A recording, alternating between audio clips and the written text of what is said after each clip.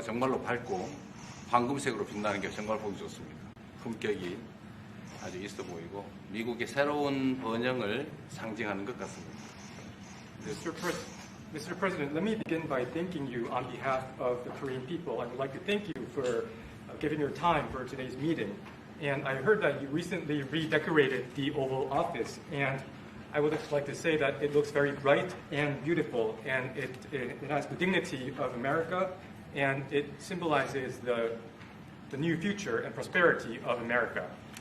미국을 다시 위대하게 만드는 것이 우리 대통령님의 꿈인데 미국이 다시 위대하게 변하고 있는 것 같고 그게 다우존스 지수에서도 그게 나타나는 것 같습니다.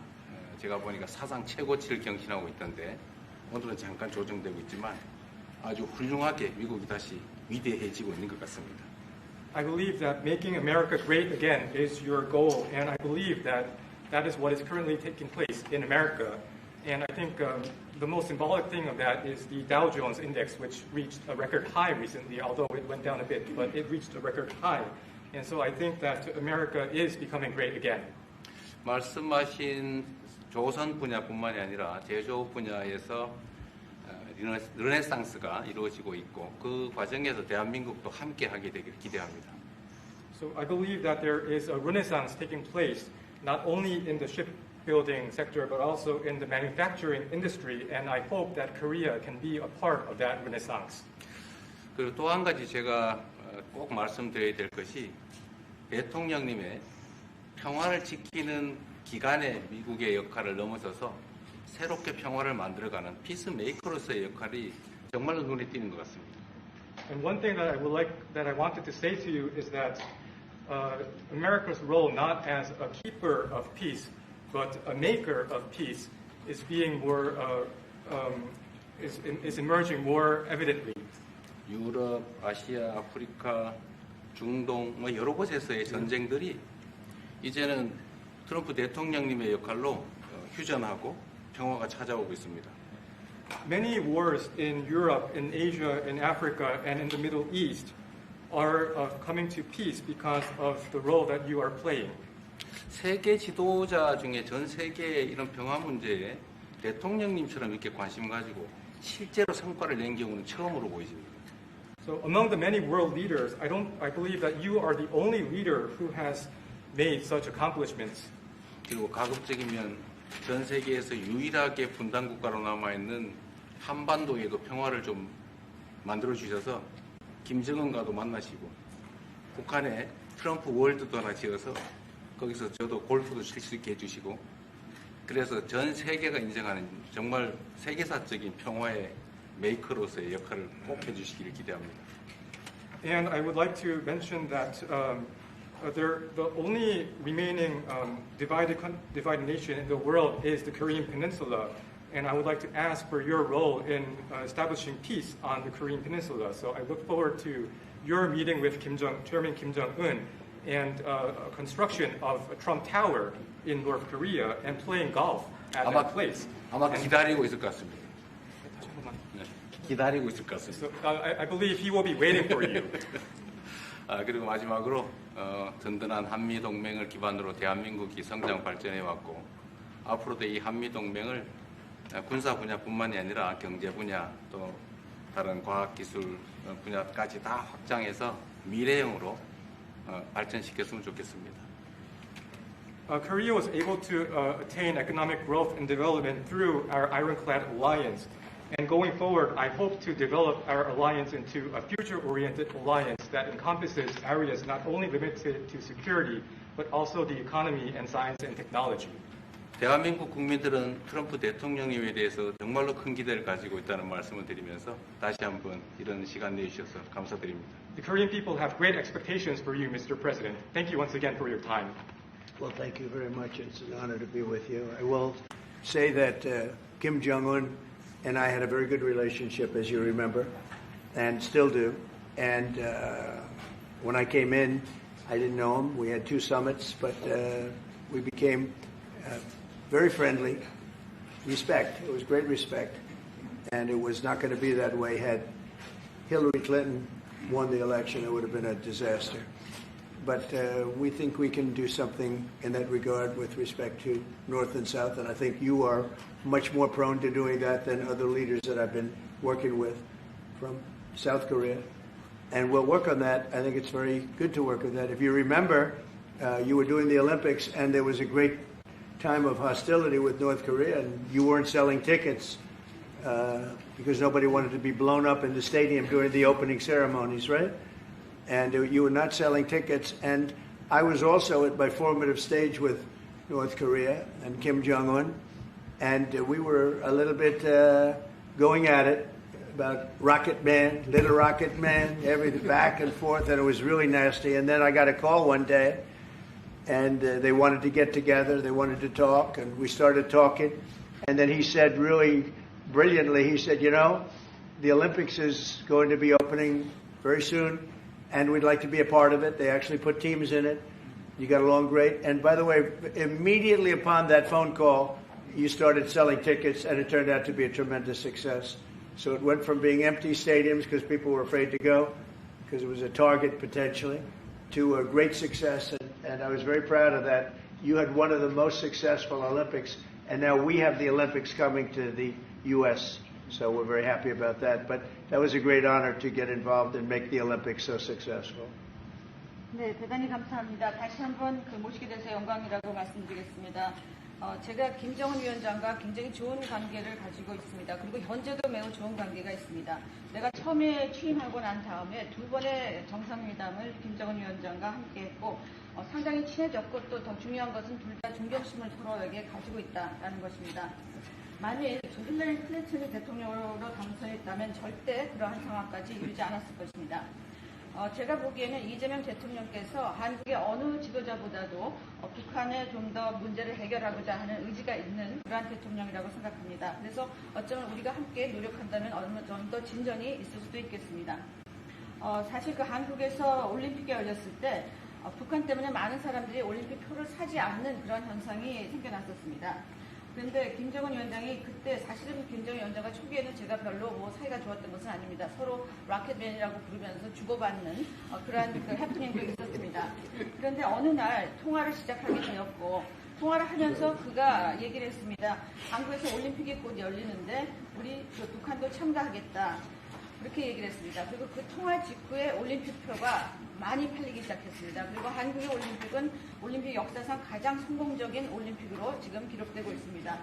또 우리 미국도 곧 올림픽을 주최할 예정입니다. 그래서 우리도 미국에서 성공적인 그런 올림픽을 주최할 계획을 가지고 있습니다. 김정은 위원장 말씀을 하셔서 그런데 사실 대통령님 덕분에 이 북한하고 이 한반도 관계가 매우 안정적이었습니다. 그런데 사실 그 이후 대통령께서 미국 정치에서 잠깐 물러서 있는 그 사이에 사실은 북한의 미사일도 많이 개발됐고 핵폭탄도 많이 늘어났고 진척된 것도 없이 한반도 상황은 정말로 많이 나빠졌죠. Mr. President, you mentioned about Chairman Kim, and thanks to your efforts when you were in office during your first term, the situation on the Korean Peninsula was stable. But during the hiatus where you were out of office, North Korea developed further its nuclear and missile capabilities, and that led to a deterioration on the situation of the Korean Peninsula. And they wouldn't have done that. They would not have done that if I were president. That 내가 was not going to 만약에 happen. 대통령이 당선되었다면 그런 일이 일어나지 않았을 것입니다. 전적으로 공감합니다. I completely agree with you.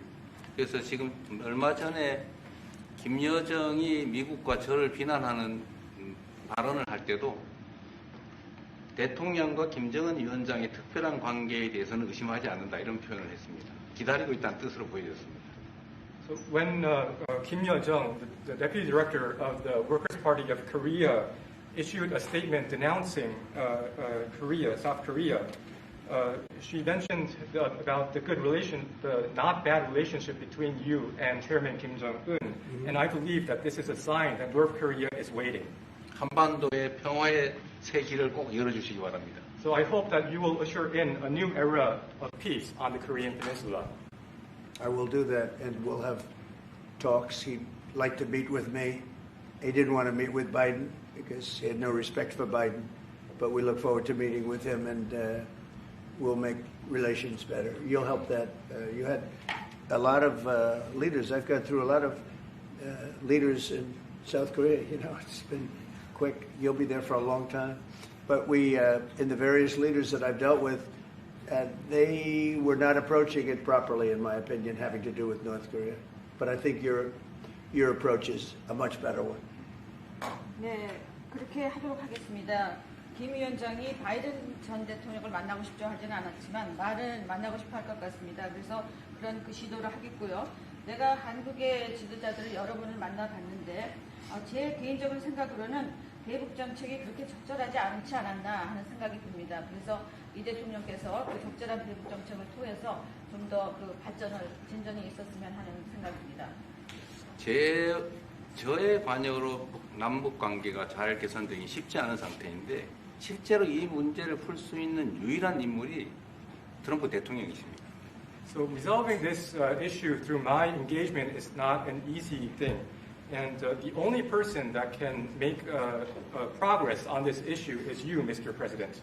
대통령께서 피스메이커를 하시면 저는 페이스메이커로 열심히 지원하겠습니다. So if you become the peacemaker, then I will assist you by being a pacemaker.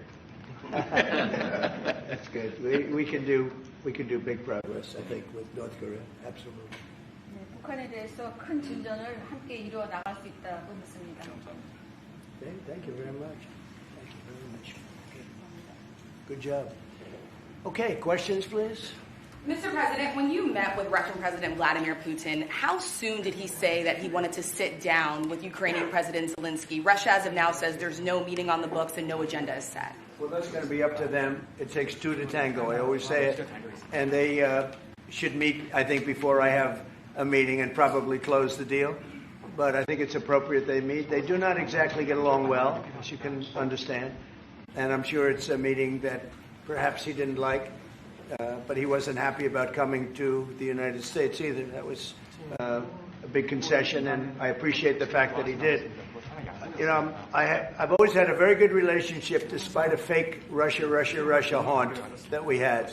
But we've always had a great relationship, very good relationship, strong relationship with Russia. That's a good thing, not a bad thing, by the way. That's a very good thing. And it's good to get along with Kim Jong-un, and it's good to get along with everybody, including President Lee. It's good to get along, and I get along with the foreign leaders. You see that with the biggest group of foreign leaders that we've ever had. Don't forget the European Union was here also representing a large group of countries just recently. So I believe that we're going to get that war straightened out. We're going to get it done.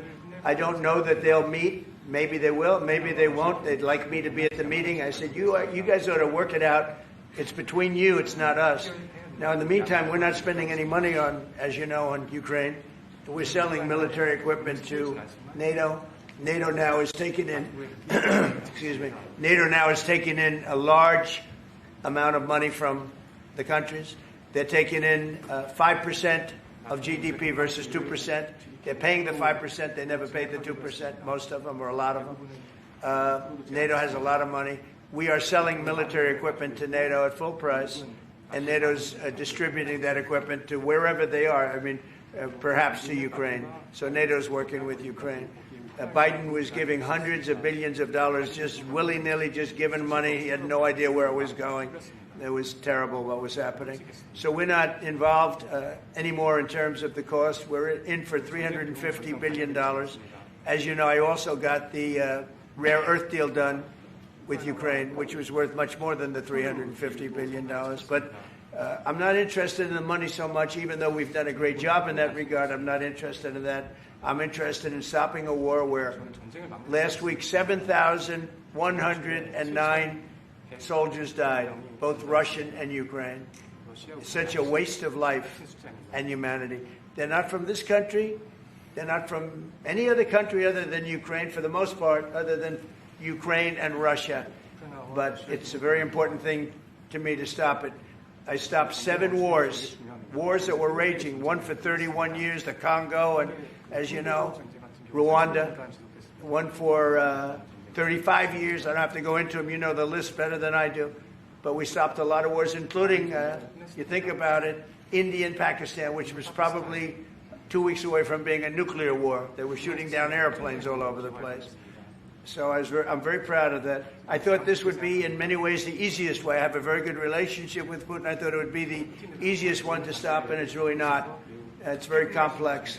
It's very personal from their standpoint. There's tremendous dislike personally between the two men, and we're going to have to straighten that out. But I would like to see them meet first. They'd like me to be there. I may be there. I may not. I'll see. But I wanted them to work out their differences first, because it is ultimately between them. And when that happens, I think we'll get an end.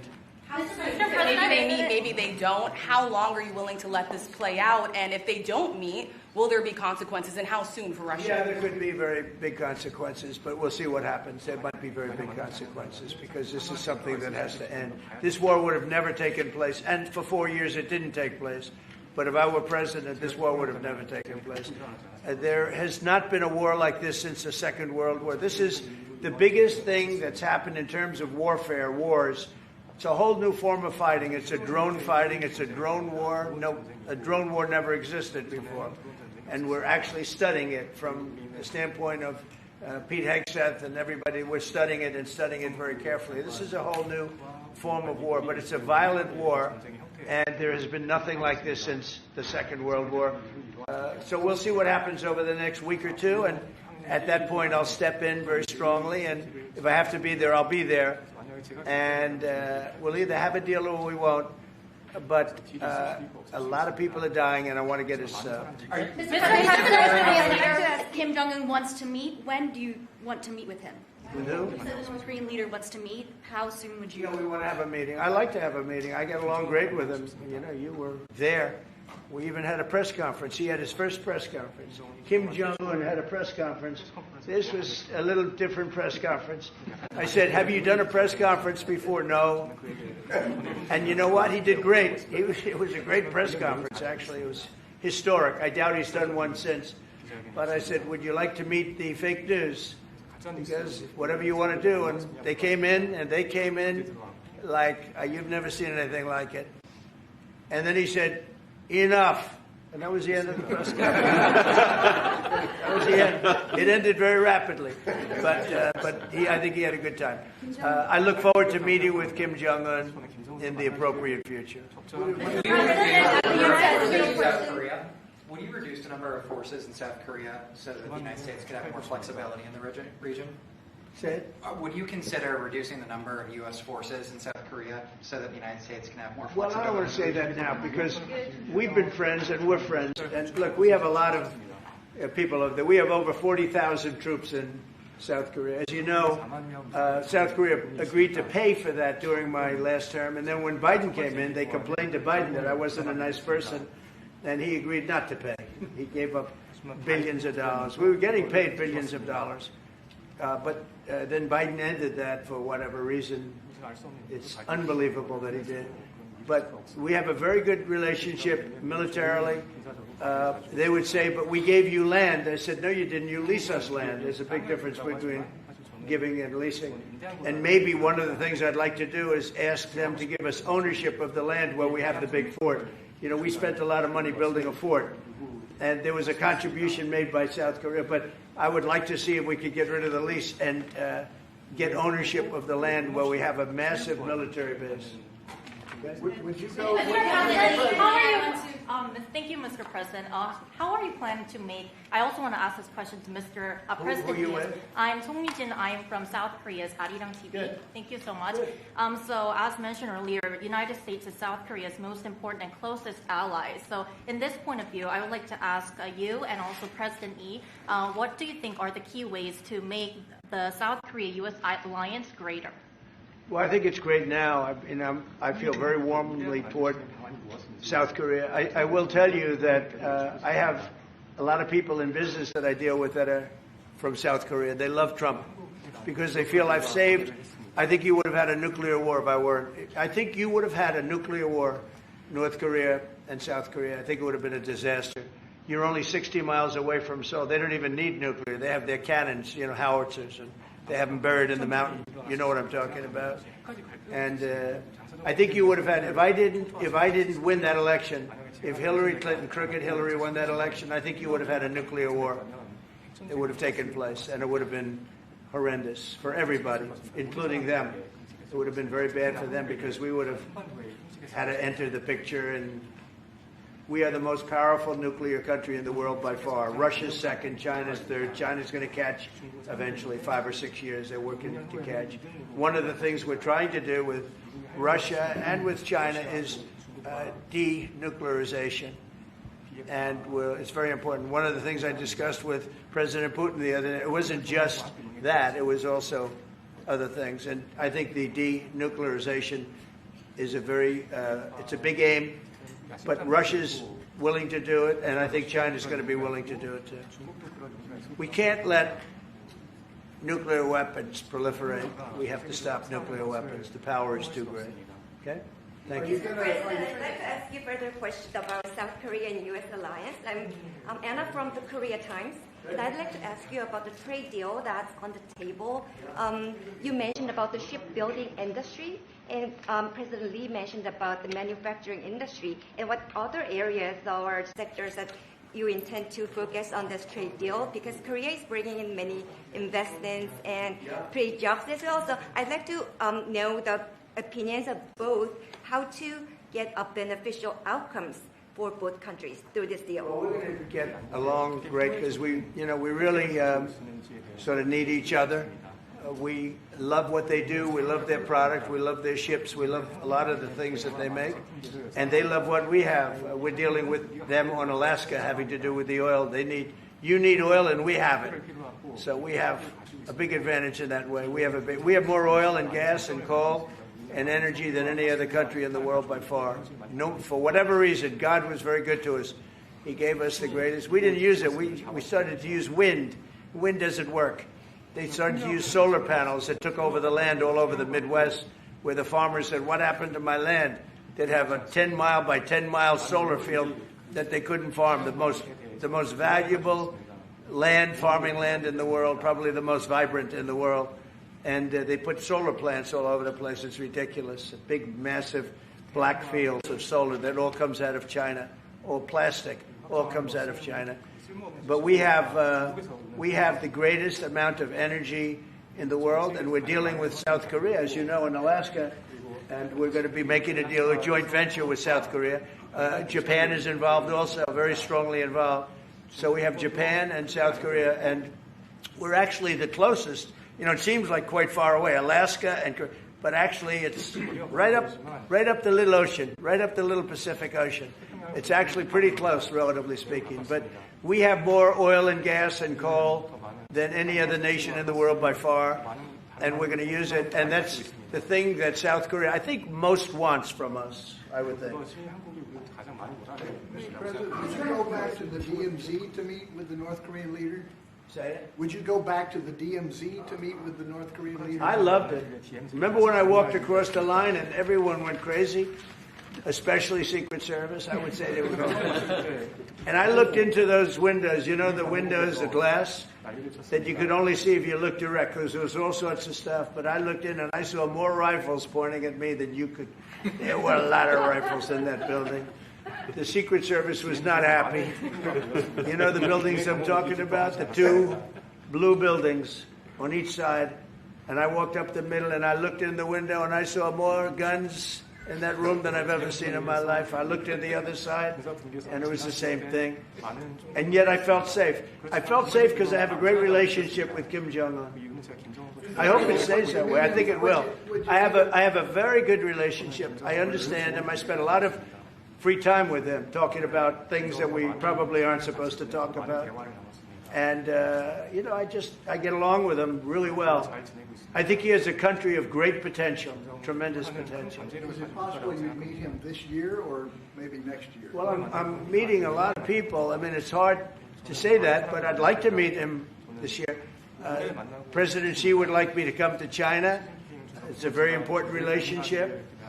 As you know, we're taking a lot of money in from China because of the tariffs and the different things. And it's a very important relationship. We're going to get along good with China.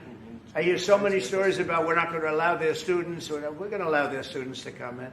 We're going to allow. It's very important. 600,000 students. It's very important. But we're going to get along with China.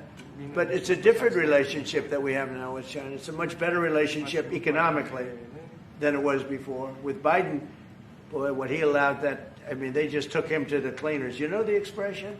They took him to the cleaners. I'm sure they have an equal expression in South Korea, but they took that guy out for a ride like nobody's ever been ridden before. Terrible. But we have a very strong relationship, Howard, I would say, economically with China now, getting much better. They have to give us magnets. If they don't give us magnets, then we have to charge them 200% tariff or something, you know. But we're not going to have a problem, I don't think, with that. I think that's perhaps behind us. You know, China intelligently went and they sort of took a monopoly of the world's magnets. And nobody needed magnets until they convinced everybody 20 years ago, let's all do magnets. There were many other ways that the world could have gone. But so it'll take us probably a year to have them. We're heavy into the world of magnets now, only from a national security standpoint. But we have a powerful thing. It's airplane parts. They have many Boeing jets. You know, they had 200 jets that didn't fly. And I've sent them all, based on his word, I sent them all of the parts so their planes can fly. I could have held them back. I didn't do that because of the relationship I have. And their planes are now flying. You know, we had 200 of their planes were unable to fly because we were not giving them Boeing parts purposely, because they weren't giving us magnets. Therefore, we weren't giving them. But we have a much more powerful thing, that's tariffs. If we wanted to put 100%, 200% tariffs on, we wouldn't do any business with China. And, you know, it would be okay, too, if we had to. But the magnet situation, we have tremendous power over them, and they have some power over us with magnets. We're going to have a lot of magnets in a pretty short period of time. In fact, we'll have so many we won't know what to do with them. But you know the story. It's a very interesting history with magnets. And it really is because presidents, not being business people, they allowed that to happen. And they shouldn't have. But we have much more. I mean, look, in terms of playing the cards, we have much bigger and better cards than they do. But with that being said, I think we have a great relationship. I spoke to President Xi fairly recently, and at some point, probably during this year or shortly thereafter, we'll go to China. And I think we're going to see a magnificent sight. It's a great country. On the National Guard, you and President Lee actually are planning to go to China. You mentioned either this year or next year. Could you please share more details about your plans going to China? And also, President Lee, I think. Well, maybe we'll go together. Do you want to go together? We can share a plane. We'll save energy. We'll save a little, you know, the ozone layer. Remember, President Obama used to talk about the ozone layer, and then he'd fly to Hawaii to play around the Gulf in a 747. Mr. President, would you accept the invitation, Mr. 중국에서 만약 Well, it was sort of meant jokingly, but if you want, you can go. 대통령하고 같이 가면 좋겠습니다. I would like to go together with President. Do I accept? Does he accept? If you want to go, I'm going to get special permission. I'm sure you can go. But we're going to have a great relationship with China. I mean, it's happening. You see it. It's happening. They have some cards. We have incredible cards, but I don't want to play those cards. If I played those cards, that would destroy China. I'm not going to play those cards. Mr. President, on the National Guard, you've talked a lot about Democratic-run cities and states. Would you also consider sending the National Guard into red states and red cities that are also seeing high crime? Sure, but there aren't that many of them. If you look at the top 25 cities for crime, just about every one of those cities is run by Democrats. And you know, one of the bad things they did, cashless bail, if you look back on time, when they allowed a murderer out that afternoon, you know, he'd kill somebody and then a couple of hours later he's walking the streets again, oftentimes killing again rapidly. Cashless bail is a disaster. You saw we had a news conference today on that. We're wiping it out in D.C., immediately wiping it out. It started in New York, I must tell you, and it's been a horrible thing for crime, especially violent crime. So we're going to end cashless bail, yes. Thank you. When will you deploy to Chicago, and how long are you keeping troops here in We're Washington, in a D.C.? discussion. I really want to be appreciated. You know, when we go into a city and wipe out the crime, so D.C., it sounds so horrible. I'm embarrassed to say it in front of you because they don't have anything like this. Washington, D.C., sir, has not had a murder in 11 days. Now, he's saying that's a horrible thing to hear because they don't have murders for ever. But Washington, D.C., if you go back and check, it's been many years since we went a week without having a murder. Now we haven't had, and I would say that Washington, D.C. right now is much safer than Seoul. You know why? Because we have a friendly neighbor. We have more friendly neighbors. You have a different kind of problem. We all have different problems. But Washington, D.C. is a very safe city right now. People are going out to dinner. Restaurants are opening. Restaurants that were going to close are now going to stay open. Friends of mine are going out to dinner all the time. They didn't go out to dinner for 4 years. It went rampant during the Biden years. Just rampant. That's why Susie is very close to the mayor and has a lot of respect for her, but I view it maybe a little differently because the mayor would say that it's gotten better for 30 years, it's gotten better. No, it's gotten worse. And the worst day of all was when we just got to office for the second time, and it's in very bad shape. So the mayor shouldn't be saying that violent crime has been getting better. It's been getting much worse. And the day I took office, it was the worst. And we did some minor things, made it a little bit better, but then we said, look, we got to stop it because too many people are getting killed. And we have not had a murder in 11 days. It sounds crazy. I hate to say this in front of this gentleman who I respect because they don't have murders for years. But we have not had a murder in 11 days. And that's going to go on for a long time. And there will be, I guess, it'll happen a little bit, but we have a very safe city. This is one of the safer cities right now in the country. And in a short period of time, it'll be like the border. Nobody came in through our border for the last 90 days, 3 months. We had 0 illegal aliens from the Congo, from South America, from all over the world, from prisons coming in, pouring into our country. Nobody, not one person, and this is done by a liberal group, a liberal think tank. They do the work. Not one person has come into our country. Think of that. It's been amazing. And I didn't have to go back to Congress and ask. Biden could have done this by himself. I did. I said, close the borders. We had the great Tom Homan. We had Christie, as you know, Christie Noem, who did a fantastic job. She's doing a fantastic job. Pete Hegseth has been incredible with the, as I call it, the Department of War. You know, we call it the Department of Defense, but between us, I think we're going to change the name. You want to know the truth? I think we're going to have some information on that maybe soon, but I think because, you know, Department of Defense, we won the World War I, World War II. It was called the Department of War. And to me, that's really what it is. Its defense is a part of that. But I have a feeling we're going to be changing. I'm talking to the people. Everybody likes that. We had an unbelievable history of victory when it was Department of War. Then we changed it to Department of Defense. So that's a little thing, has nothing to do with your country, but it's something that I think you're going to be hearing about or seeing about over the next couple of weeks. Probably that change is going to be made over the next week or so. Are there 2 Koreas, North and South, or is there one Korea waiting to be unified? Well, I know it is 2 Koreas. I mean, you know, there was one Korea. It was a very large country and a very powerful country. And it was a country that went to war with China. President Xi explained it. Went to war with China many times over the last 2,000 years. You had many, I think he told me 51 times. So I remember I went to President Xi. I said, you know, we're having a problem with North Korea. Straighten it out, would you please? He said, well, we have been to war with them. And I think he said 51 times. But at that time, it was the whole of Korea. It wasn't, you know, North and South.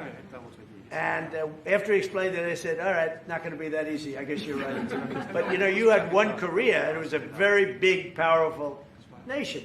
Now you have 2 big, powerful nations, but you have essentially a wall in between. Can you elaborate the comments, the post and comments you made on South Korea early this morning, like raids on churches, going into U.S. military base, purge, revolution, How do you think about it? 이재명 대통령께도 질문드리겠는데요. 저희가 이제 빛의 혁명이나 이게 내란 사태 극복하는 과정에서 이런 일들이 좀 벌어졌다라고 말씀하신 것 같은데 그 부분 설명해 주시죠. I heard from Intel that there was a raid on churches. We're going to talk about that later. I haven't spoken about it yet, but when we meet, and that would be too bad if that's the case. But I did hear that from Intel that there was a raid on churches, closing some churches. So we'll talk about that later. I could ask you now if you want. Mr. President, what conversation? Wait a minute, if you'd like, because it didn't sound to me like South Korea. 아주 간단하게 말씀을 드리면 지금 대한민국은 아시는 것처럼 친위 쿠데타로 인한 혼란이 이제 극복된 지 얼마 안 된 상태고 그 내란 상황에 대한 국회가 임명하는 국회가 주도하는 특검에 의해서 사실 조사가 진행 중입니다. 물론 저의 통제하에 있지는 않지만 하여튼 대한민국 검찰이 하는 일은 검사가 하는 일은 팩트 확인, 팩트 체크인데 미군을 직접 수사한 게 아니고 그 부대 안에 있는 한국군의 통제 시스템이 어떻게 작동했나를 확인한 것 같습니다. 나중에 좀 더 자세히 설명을 드리도록 하겠습니다. So it hasn't been long since Korea has overcame the political turmoil following the self-coup by the former president. Currently, there is a fact-finding investigation by a special prosecutor that was appointed by the National Assembly. And this special prosecutor... Is his name Deranged Jack Smith, by any chance? They took him from our country. They put Deranged Jack. He's a deranged, sick individual. But go ahead. Go ahead. I'm only kidding. Maybe I'm not. And that special prosecutor is not under my control. And so the special prosecutor is conducting a fact-finding investigation. And I would like to explain about what you said about U.S. bases. They did not conduct a search and seizure of American bases, but they looked into the chain of command and the control system of the Korean military. Right. And I would be happy to That's okay. explain about this more in detail I'm sure during our lunch meeting. I am sure it's a misunderstanding, but there is a rumor going around about churches, raiding churches. So we'll talk. I'm sure that's going to be worked out fine. Yeah, please go ahead. Mr. President, what conversations have you had with Israeli Prime Minister Benjamin Netanyahu about what is going on in Gaza? There was a UN-backed report that said there was a famine in Gaza. Based on what you know and what you've been briefed on, do you agree with that? So, I deal with Bibi Netanyahu quite a bit, and we had great success, obviously, in Iran. We knocked out their nuclear threat. That would have been a horror show having them have a nuclear weapon. They would have used it, too. We did very well there. Right now, they're talking about Gaza City. There's always talking about something. At some point, it's going to get settled, and I'm saying you better get it settled soon. You have to get it settled soon. And that means, nobody can forget October 7th. People forget October 7th. That was one of the most brutal. I've seen some terrible things, some brutal things. That was about as bad as it gets. And nobody can forget that. With that being said, it's got to get over with. It's got to get over with because between the hunger and all of the other problems, worse than hunger, death, pure death, people being killed. And, I'm the one that brought back the hostages, and I did it with that gentleman right there, Steve Witkoff, and with Marco. All of us, the whole team, we worked together. Even the trade people worked on it with us. And we brought back a lot of the hostages. Now we're left with, would you say 20, Steve, or would you say it's less than 20? I hope it's 20. He hopes it's 20 because some could be dead. That's what he means, I assume. So we have 20, but there's rumors that some could be dead. It's a terrible situation over there. Terrible, terrible situation. But it's coming to a head. It's coming to an end. We are sending, we sent $60 million of food over there just recently. And I don't even know if people know it. We distributed ourselves. We're giving a lot of food, spending a lot of money on food, getting it over there. We have a lot of food. We have a lot of oil, and we have the greatest farmers in the world. So we have a lot of food, but we're sending a lot of it over to Gaza, and we're feeding a lot of people. But with all of that being said, it's a lot of people to feed. And I think that we will have, within the next 2 to 3 weeks, you're going to have pretty good, conclusive a conclusive ending. And it's a hard thing to say because they've been fighting for thousands of years. If you want to know, that's been a hotbed forever. But I think we're doing a very good job. But it does have to end. But people can't forget October 7th either. Do you plan to attend APEC summit to be held in Korea? Summit in South Korea? Yes, South Yeah, I'd Korea love in to. November. I'd love to. Last time I spoke in front of your parliament, and I love doing that. Beautiful respect they had for our country, and a beautiful room. I remember how beautiful it was, and I enjoyed doing it. No, I could see going. I think I'm going for a trade meeting to South Korea pretty soon. You're hosting a trade meeting, so I can sneak away from that trade meeting, and we'll go and do something for the president if he'd like me to do that. Okay? But so we'll be going there fairly soon. You know about that? If you attend, then it's a good chance to meet up Kim Jong-un again or maybe Xi Jinping. Then how do you think of it? You mean set them up together? Yes. That'd be interesting. We'll arrange a meeting between you and Kim Jong-un. Would you like that? That's a very tough question right now. I don't know where that question is leading. Anyway, look, I get along great with Kim Jong-un, and if whatever I can do having to do with South Korea and getting people together, you should get together, right? Yes, ma'am. Yes. Yeah. I want to ask. That would be the worst one in the room. I want to ask about Masca project. Masca project. Very great again. Yeah. Oh yeah, sure. We're going to do that. Yeah. I think we're going to do that very strongly. We're going to have a big, within a period of, it takes a while. That's a hard one to start. Some companies you can start easily. Shipbuilding's a tough one to start, but we'll be doing that. Now, with that being said, we make the best submarines anywhere in the world. We make submarines. We're 25 years ahead of anybody else in submarines. So we do that. We do that. But we really gave up the shipbuilding industry foolishly. Many years ago, but we're gonna start it up again. We're gonna be making our own ships again soon. Okay, how about one or two more? Have you been briefed on the search of John Bolton's home and office from Friday? Have you been briefed on that? I have not been briefed. No, I read it just like you did.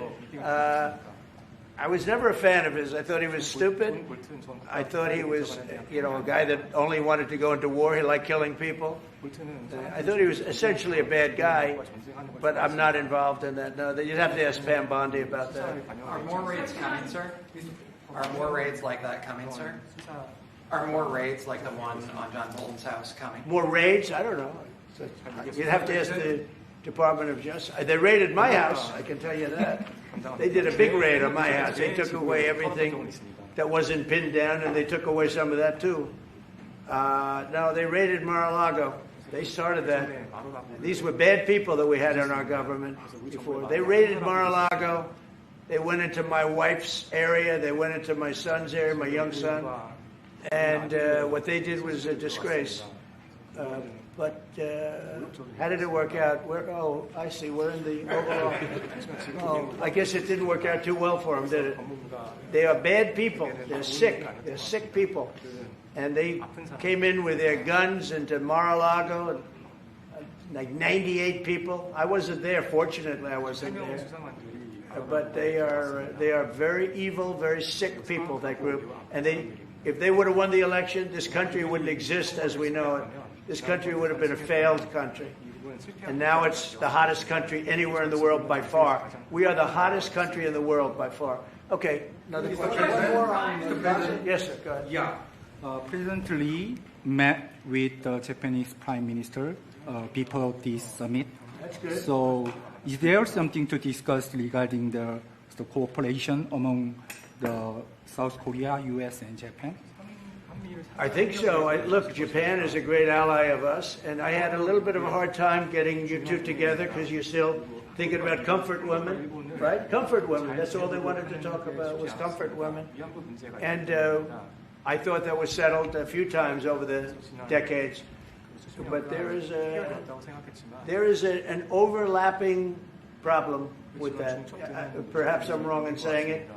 Perhaps this isn't right, but the whole issue of the women, comfort women, very specifically, we talked And that was a very big problem for Korea, not for Japan. Japan wanted to go.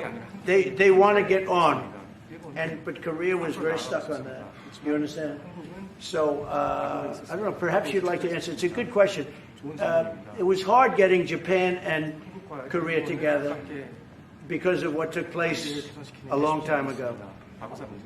But Japan wants to do it, I can say. Korea is a little bit more tenuous, please. 지금 질문은 그 3자 협력에 대해서. 우리 한미일 협력은 매우 중요한 과제고 또 한미 관계의 발전을 위해서도 한일 관계가 어느 정도 수습이 돼야 됩니다.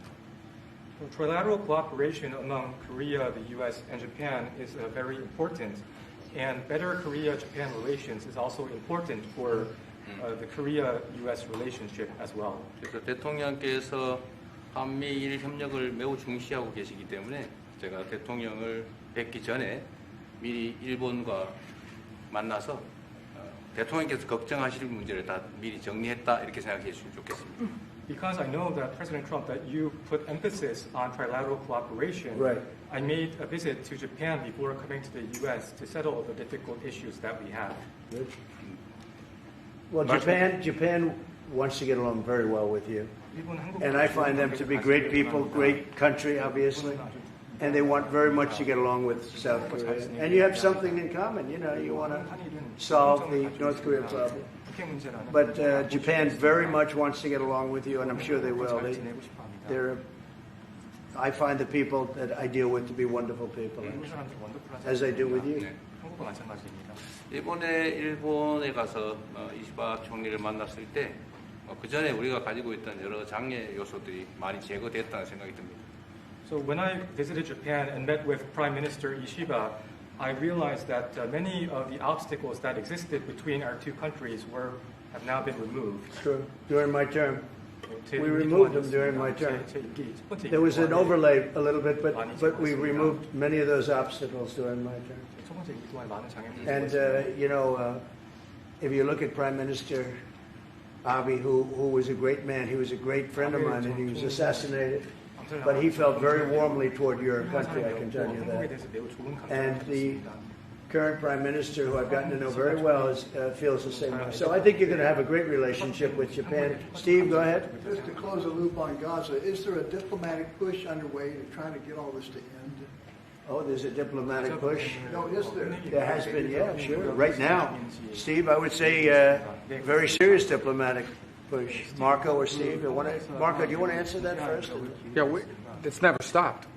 We've always looked to find a solution there. Ultimately, as the president said, we want it to end.